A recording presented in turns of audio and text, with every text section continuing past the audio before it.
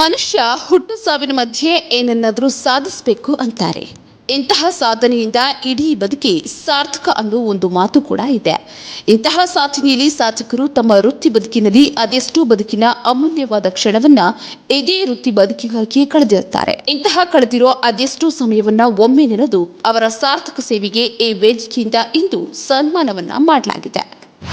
ಹೌದು ವೀಕ್ಷಕರೇ, ಹೊಸದುರ್ಗ ಪಟ್ಟಣದ ಶ್ರೀ ದುರ್ಗಾಂಬಿಕಾ ಸಮುದಾಯ ಭವನದಲ್ಲಿಂದು ಶ್ರೀ ಭಗೀರಥ ಬಳಗದ ವತಿಯಿಂದ ಸಾಧಕರು ಮತ್ತು ನಿವೃತ್ತ ನೌಕರರ ಸನ್ಮಾನ ಕಾರ್ಯಕ್ರಮವನ್ನು ವಿಶ್ರಾಂತ ನಿವೃತ್ತ ಹೈಕೋರ್ಟ್ ನ್ಯಾಯಾಧೀಶರಾದ ಎಚ್ ಬಿಲ್ಲಪ್ಪನವರ ಅಧ್ಯಕ್ಷತೆಯಲ್ಲಿ ನಡೆಸಲಾಯಿತು. ಈ ಸಂದರ್ಭದಲ್ಲಿ ರಾಜೀವ್ ಗಾಂಧಿ ಆರೋಗ್ಯ ವಿಜ್ಞಾನಗಳ ವಿಶ್ವವಿದ್ಯಾಲಯದ ವಿಶ್ರಾಂತ ಉಪಕುಲಪತಿಗಳಾದ ಡಾಕ್ಟರ್ ಕೆ.ಎಸ್. ರವೀಂದ್ರನಾಥ್ ಅವರು ಮತ್ತು ಬೆಂಗಳೂರಿನ ಸರ್ಕಾರಿ ಪ್ರಥಮ ದರ್ಜೆ ಕಾಲೇಜಿನ ಶ್ರೀಮತಿ ಕರಿಯಮ್ಮ ಹಾಗೂ ಸರ್ಕಾರಿ ಪದವಿ ಪೂರ್ವ ಕಾಲೇಜಿನ ನಿವೃತ್ತ ಪ್ರಾಚಾರ್ಯರಾದ ಮಲ್ಲಯ್ಯ ಮತ್ತು ಭಗೀರಥ ಬಳಗದ ಕೋರ್ ಕಮಿಟಿಯ ಎಲ್ಲ ಸದಸ್ಯರು ಮತ್ತು ಸಾರ್ವಜನಿಕರು ಈ ಕಾರ್ಯಕ್ರಮದಲ್ಲಿ ಭಾಗವಹಿಸುವ ಮೂಲಕ ಸಾಧಕರ ಸ್ಫೂರ್ತಿದಾಯಕ ಮಾತುಗಳಿಗೆ ಮಂತ್ರಮುಗ್ಧರಾಗಿ ಸಾಧಕರಿಗೊಂದು ಚಪ್ಪಾಳೆ ಮೂಲಕ ಅಭಿನಂದಿಸಿದ್ದಾರೆ.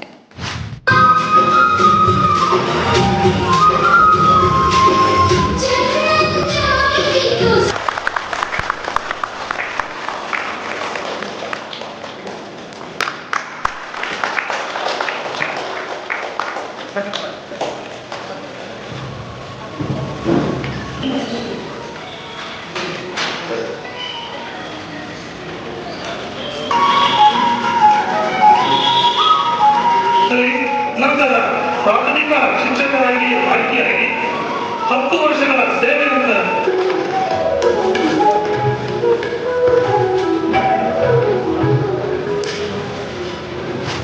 ಹಾಗೆ ಈ ಕಾರ್ಯಕ್ರಮಕ್ಕೆ ಆಗಮಿಸಿದಂತಹ ರಾಜೀವ್ ಗಾಂಧಿ ಆರೋಗ್ಯ ವಿಜ್ಞಾನಗಳ ವಿಶ್ವವಿದ್ಯಾಲಯದ ವಿಶ್ರಾಂತ ಕುಲಪತಿಗಳಾದ ಡಾಕ್ಟರ್ ಕೆ.ಎಸ್. ರವೀಂದ್ರನಾಥ್ ಅವರು ಮಾತನಾಡಿ, ಮನುಷ್ಯನ ಸಾಧನೆಗೆ ಅತಿ ಮುಖ್ಯವಾದದ್ದು ಆರೋಗ್ಯ.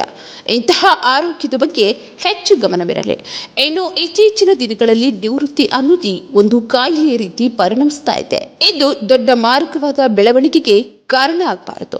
ನಿವೃತ್ತಿ ಅಂದ್ರೆ ಅದನ್ನ ಸಂತೋಷದಿಂದ ಕಳೆಯಬೇಕು. ಜೊತೆಗೆ ಇದೇ ಸಂದರ್ಭದಲ್ಲಿ ಉಪ್ಪಾರ ಸಮುದಾಯದ ಯುವಕರು ಎಂದು ಈ ಮಟ್ಟದಲ್ಲಿ ನೌಕರರಾಗಿ ಸೇವೆ ಸಲ್ಲಿಸುತ್ತಿರುವುದು ಸಂತಸ ಸುದ್ದಿ ಎಂದು ಇದೇ ಸಂದರ್ಭದಲ್ಲಿ ತಿಳಿಸಿದ್ದಾರೆ.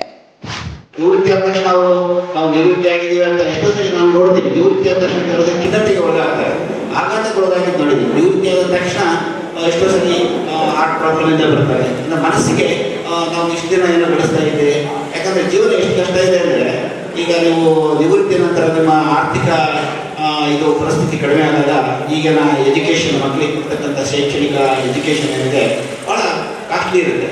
ಆಮೇಲೆ ಸಂಸಾರ ಮುಗಿಸ್ಕೊಳ್ಳೋದು ಕಷ್ಟ ಇರುತ್ತೆ. ಅದರಿಂದ ಆ ನಿವೃತ್ತಿಯ ನಂತರವೂ ಸಹ ಅವರು ಅವರದೇ ಆದ ಒಂದು ಯಾವ್ದಾದ್ರು ಒಂದು ಉದ್ಯೋಗ ಮಾಡಬೇಕು. ಅವ್ರು ಇನ್ವಾಲ್ವ್ ಆಗಬೇಕಾಗುತ್ತೆ. ಅವರ ಹವ್ಯಾಸಗಳಿದ್ರೆ ಹವ್ಯಾಸಗಳು ಎಷ್ಟೋ ಸರಿ ಟೈಮೇ ಸಿಕ್ಕಿರಲ್ಲ. ಈಗ ನಾವು ನಿವೃತ್ತಿ ನಂತರ ಹೇಗೆ ಬಿಲ್ಲಪ್ಪನವರು ಮನಸ್ಸಿಗೆ ಏನು ಅವರಿಗೆ ತೃಪ್ತಿ ಕೊಡುವಂಥ ಕೆಲಸ ಮಾಡ್ತಾ ಇದ್ದಾರೆ. ನಿವೃತ್ತಿ ನೌಕರರು ಸಹ ಅವರಿಗೆ ಬೇಕಾದ ಹವ್ಯಾಸಗಳು, ಸಾಹಿತ್ಯ ಇರ್ಬೋದು, ಕ್ರೀಡೆ ಇರ್ಬೋದು, ಅಥವಾ ಇನ್ಯಾವುದಾದ್ರೂ ಅವರಿಗೆ ಆಸಕ್ತಿ, ಈಗ ವ್ಯವಸಾಯ ಇರ್ಬೋದು, ಅದನ್ನು ಮಾಡ್ಕೊಂಡು ಹೋಗ್ತಾ ಇದ್ದಾರೆ.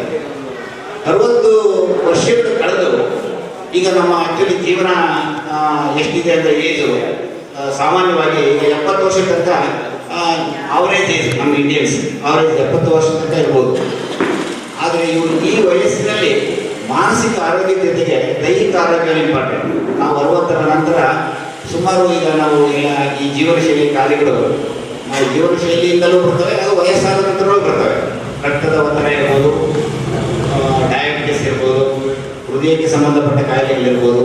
ಆದ್ದರಿಂದ ಕೆಲಸ ನಿವೃತ್ತಿ ಒಂದು ಬಿಟ್ಟು ಮನೆಯಲ್ಲಿ ಇರೋದಲ್ಲ. ಮನೆಯಲ್ಲಿದ್ದು ನಾವು ಸರಿಯಾದ ವ್ಯವಸಾಯ ಅಥವಾ ನಮ್ಮ ವ್ಯಾಯಾಮ ಮಾಡಲಿಲ್ಲ ಅಂದರೆ ನಮ್ಮ ದೇಹದ ತೂಕ ಜಾಸ್ತಿ ಆಗುತ್ತೆ.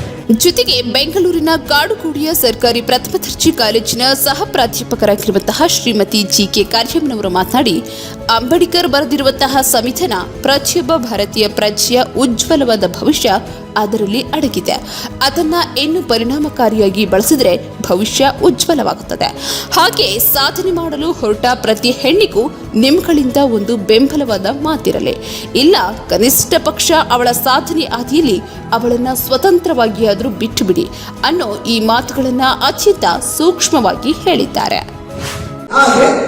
ಮಹಿಳೆಯರಿಗೆ ಸಂಬಂಧಿಸಿದಂತೆ ವಿಚಾರಗಳನ್ನ ಹಂಚ್ಕೊಳ್ಳಿಕ್ಕೆ ಪ್ರಯತ್ನ ಮಾಡಿದರು. ಅದನ್ನು ಮಾತ್ರ ಹೇಳಿಕೆ ಬಯಸ್ತೀನಿ. ಯಾಕೆಂತಂದ್ರೆ ನಮಗೆ ಒಂದು ಹಕ್ಕುಗಳನ್ನ, ಮಹಿಳಾ ಹಕ್ಕುಗಳನ್ನ, ಮಹಿಳಾ ಸ್ವಾತಂತ್ರ್ಯವನ್ನ, ಮಹಿಳಾ ಶಿಕ್ಷಣವನ್ನು ಪ್ರತಿಪಾದಿಸಿದಂತವರು ಡಾಕ್ಟರ್ BR ಅಂಬೇಡ್ಕರ್ ಅವರು. ಅಂತಹ ಮಹಾನ್ ವ್ಯಕ್ತಿ. ಅದರಲ್ಲೂ ಹಿಂದೂ ಕೋಡ್ ಬಿಲ್ ತಂದೆ ಹೋಗಿದ್ರೆ ಈ ಮಹಿಳೆಯರಿಗೆ ಅಂತ 12 ವರ್ಷಕ್ಕೆ ಬರ್ತಿದ್ದ ಸಮಯ ನಾವು ಹಳೆಯ ಕಾಲದಲ್ಲಿ ನೋಡ್ತೀವಿ. 12 ವರ್ಷ ಆದ್ಮೇಲೆ ಹೆಣ್ಮಕ್ಳಿಗೆ ವಿವಾಹ ಆಗಲ್ಲ ಅಂತ. ಅದರಲ್ಲೂ ಮುಖ್ಯವಾಗಿ ಮೇಲ್ವರ್ಗದ ಸಮುದಾಯದಲ್ಲಿ ಎಷ್ಟು ತುಳಿತಕ್ಕೆ ಹೆಣ್ಣು ಒಳಗಾಗಿತ್ತು ಅಂತಕ್ಕಂಥದ್ದು ಗೊತ್ತಾಗುತ್ತೆ. ಶಿಸ್ತು, ಸಂಯಮ, ತಾಳ್ಮೆ ಅವರಲ್ಲಿದ್ದಂತಹ ಗುಣಗಳು ಒಬ್ಬ ವ್ಯಕ್ತಿಯಾಗಿ, ಒಂದು ಶಕ್ತಿಯಾಗಿ ಅವರು ಬರೆದಂತಹ ಅನೇಕ ಗ್ರಂಥಗಳು ಇಡೀ ಭಾರತ ಅಷ್ಟೇ ಅಲ್ಲ, ಅಂತಾರಾಷ್ಟ್ರೀಯ ಮಟ್ಟದಲ್ಲಿ ಒಂದು ಯೋಜಿತ ಅರ್ಥವ್ಯವಸ್ಥೆ ಬರಲಿಕ್ಕೆ ಕಾರಣಕರ್ತರಾದಂತವರು. ಮತ್ತೆ ಆಧುನಿಕ ನಮ್ಮ ಕರ್ನಾಟಕ ಅಷ್ಟೇ ಅಲ್ಲ, ಇಡೀ ಭಾರತ ಕುರಿಸಿದಂತಹ ವ್ಯಕ್ತಿ. ಶಿಸ್ತಿಗೆ ಇನ್ನೊಂದು ಹೆಸರು ಸರ್ ವಿಶ್ವೇಶ್ವರಯ್ಯನವರು. ಅಂತಹ ವ್ಯಕ್ತಿ ನನಗೆ ಈಗಲೂ ಕೂಡ ಟೈಮ್ ಅಂತಂದ್ರೆ ಅಷ್ಟೇ ಮುಖ್ಯವಾದದ್ದು. ಯಾಕೆಂತಂದ್ರೆ ಟೈಮು ಮತ್ತೆ ವಾಪಸ್ ಬರಲ್ಲ. ನನಗೆ ನೀವು ನೋಡುವಾಗ ನಾನು ವೇದಿಕೆಯನ್ನು ಹಂಚಿಕೊಂಡಂತ ಸಂದರ್ಭದಲ್ಲಿ ನನಗೆ ಗೊತ್ತಾದಂತ ಏನು ಅಂತಂದ್ರೆ, ಸಾಮಾನ್ಯವಾಗಿ ಕವನ ಹುಟ್ಟತಕ್ಕಂಥದ್ದು ಹೆಸರಿನಲ್ಲಿ ಅಂತಹ ಒಂದು ಹೆಸರು, ಮತ್ತೆ ಜೊತೆಗೆ ಹಳ್ಳಿಯಿಂದ ಬಂದಂತ ಪ್ರತಿಭೆಗಳಿದೆ. ಆ ಪ್ರತಿಭೆಗಳನ್ನ ನಮ್ಮ ಸಮುದಾಯ ಗುರುತಿಸಿ ಅವರಿಗೊಂದು ಪ್ರಶಸ್ತಿ ಪುರಸ್ಕಾರಗಳನ್ನು ಕೊಡ್ತಾ ಇದೆ ಅಂತಂದ್ರೆ ನಿಜವಾಗ್ಲೂ ಹೆಮ್ಮೆ ಪಡ್ತಕ್ಕಂಥ ಒಂದು ಮುಖ್ಯವಾದಂತಹ ವಿಷಯ. ಹಾಗೆ ಹೈಕೋರ್ಟ್ ನಿವೃತ್ತ ನ್ಯಾಯಾಧೀಶರಾದ H. ಬಿಲ್ಲಪ್ಪನವರು ಮಾತನಾಡಿ, ಈ ಸಮಾಜದ ವ್ಯವಸ್ಥೆಯಲ್ಲಿ 2 ರೀತಿಯ ವರ್ಗಗಳನ್ನು ನಾವು ನೋಡಬಹುದು. ಒಂದು ಅವಕಾಶವಂತರು, ಮತ್ತೊಂದು ಅವಕಾಶ ವಂಚಿತರು. ಈ ಅವಕಾಶ ವಂಚಿತರು ತಮ್ಮ ಬದುಕನ್ನ ಯಾವ ರೀತಿಯಲ್ಲಿ ಕಟ್ಟಿಕೊಳ್ತಾರೆ, ಹಾಗೆ ಯಾವ ರೀತಿ ಸಾಧಕರಾಗಿ ನಿಲ್ತಾರೆ ಅನ್ನೋದೇ ನಿಜವಾದ ಸಾಧನೆ. ಇಂತಹ ಸಾಧನೆಯ ದಾರಿ ನಿಮ್ಗಳ ಆಯ್ಕೆಯಾಗಲಿ ಅನ್ನೋದನ್ನ ಈ ಸಂದರ್ಭದಲ್ಲಿ ತಿಳಿಸಿದ್ದಾರೆ. ಸಾಯುವಾಗ ಸಮಾನತೆ ಇದ್ರೆ ಬದುಕುವಾಗ ಸಮಾನತೆಯಿಂದ ನಾವು ಅಗಾಧವಾದಂತಹ ಪ್ರತಿಭೆಯನ್ನ ಜನಕ್ಕೆ ಪರಿಚಯಿಸಿಕೊಡ್ಬೇಕು, ಆ ಅವಕಾಶಗಳನ್ನು ಕಲ್ಪಿಸಬೇಕು ಅನ್ನುವಂತ ಈ ವೇದಿಕೆ ನಮ್ಮ ಸಮಾಜದ ಜನಗಳಿಗೆ ಅವಕಾಶವನ್ನು ಕಲ್ಪಿಸಿಕೊಡೋದು. ಈಗ ಒಬ್ಬ ಅಧಿಕಾರಿಯನ್ನ ನಾವು ಗೌರವಿಸಬೇಕು. ನೀವು ನಿಮ್ಮ 2 ಎಕರೆ ಜಮೀನನ್ನ, ಸುಂದರವಾದ ಮನೆಯನ್ನ ನಿಮ್ಮ ಮಗನಿಗೆ ಕೊಟ್ಟರೆ ಆ ಮನೆಯನ್ನ ಚೆನ್ನಾಗಿ ತಂದು ಆ 2 ಎಕರೆ ಜಮೀನಲ್ಲಿ ಅವರೆಲ್ಲರ ಶ್ರಮದಿಂದಲೇ ಈ ದಿವಸ ನಾವೆಲ್ಲರೂ ಸೇರಿ ನಮ್ಮ ಪ್ರತಿಭೆ ಎಷ್ಟಿದೆ, ನಮ್ಮ ಶಕ್ತಿ ಎಷ್ಟಿದೆ ಅಂತ ಗುರುತಿಸಿಕೊಳ್ಳಿಕ್ಕೆ ಸಾಧ್ಯ ಆಗಿದೆ. ಅದಕ್ಕಾಗಿ ಆ ಎಲ್ಲ ಬಂಧುಗಳಿಗೂ ಕೂಡ ಹೃತ್ಪೂರ್ವಕವಾಗಿ ವಂದನೆಗಳು ಮತ್ತು ಅಭಿನಂದನೆಗಳನ್ನ ಸಲ್ಲಿಸಲಿಕ್ಕೆ ಇಷ್ಟಪಡ್ತೀವಿ.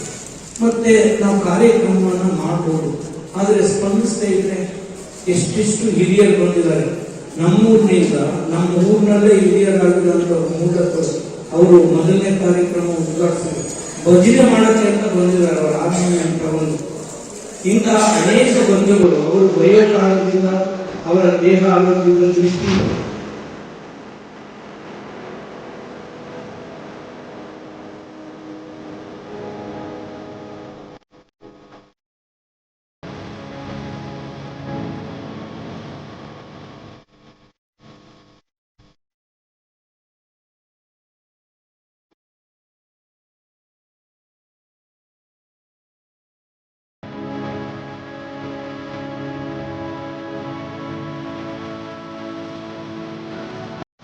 ಒಟ್ಟಾರೆ ಭಗೀರಥ ಬಳಗದ ಸಂಸ್ಥಾಪಕರಾದ H. ಬಿಲ್ಲಪ್ಪನವರ ನೇತೃತ್ವದಲ್ಲಿ ನಡೆದ 3ನೇ ಕಾರ್ಯಕ್ರಮ ಇದಾಗಿದ್ದು, ಈ ಕಾರ್ಯಕ್ರಮದಲ್ಲಿ ಇಂದು ಉಪ್ಪಾರ ಸಮುದಾಯದ 19 ಸಾಧಕರಿಗೆ ಮತ್ತು 32 ನಿವೃತ್ತ ನೌಕರರಿಗೆ ಸನ್ಮಾನ ಮಾಡುವ ಮೂಲಕ ಗೌರವಿಸಿದ್ದಾರೆ.